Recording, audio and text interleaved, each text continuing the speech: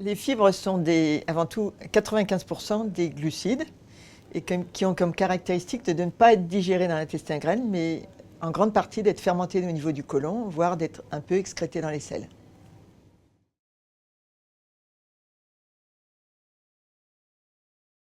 On trouve des fibres dans beaucoup d'aliments et notamment de façon naturelle dans les fruits et légumes. Si on dit manger 5 fruits et légumes, c'est notamment pour l'apport en fibres. On en trouve dans les produits céréaliers et notamment dans les produits céréaliers complets qui sont particulièrement riches. Évidemment, dans certaines céréales pour petit déjeuner qui sont enrichies en son, par exemple. On va en trouver dans les graines oléagineuses, les amandes, par exemple, les noix. Et donc, par ailleurs, on a des fibres qui sont extraites ou voire synthétisées, que l'on peut donc extraire de matières premières végétales et que l'on peut rajouter à des aliments qui seraient déficients en fibres, sans modifier considérablement l'apparence du produit fini. Par exemple, on peut rajouter des fibres dans des pains sans que le consommateur devine qu'il y a des fibres. Il y a une autre source de fibres qui est un peu méconnue et pas très consommée en France, ce sont les légumes secs. Il y a tout un tas de façons d'accommoder les lentilles, ou les haricots, ou les pois chiches, ou les fèves.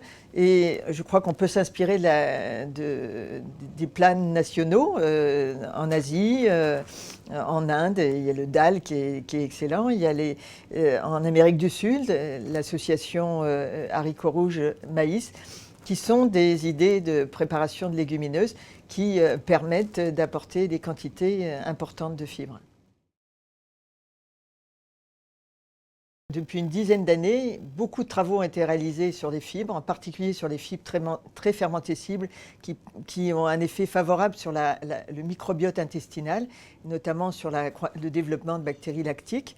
Les fibres ont beaucoup d'effets sur le système digestif, en particulier la prévention de la constipation, la régularisation du transit digestif.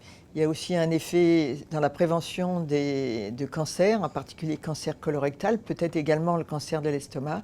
Il y a des effets métaboliques qui s'expriment dans la prévention du diabète de type 2, des maladies cardiovasculaires, de l'obésité. Les recommandations, c'est 25 à 30 grammes de fibres par jour. Il n'est pas facile d'atteindre ces recommandations. En gros, pour les atteindre, il faut consommer au moins 4 à 5 fruits ou légumes par jour, ce qui peut apporter environ 8 à 10 grammes de fibres. Ensuite, si on consomme une partie de notre pain sous forme de pain complet ou de pain aux céréales, au moins les 2/3 de notre apport de pain, on peut également apporter 8 à 10 grammes de fibres par jour. Et enfin, si on complète par des légumes secs, au moins une fois par semaine, peut-être plus, et en jouant sur les céréales pour petit déjeuner, donc des céréales avec des fruits par exemple, des céréales avec des oléagineux, avec du son de blé, eh bien, on peut arriver facilement à ces 25 grammes de fibres.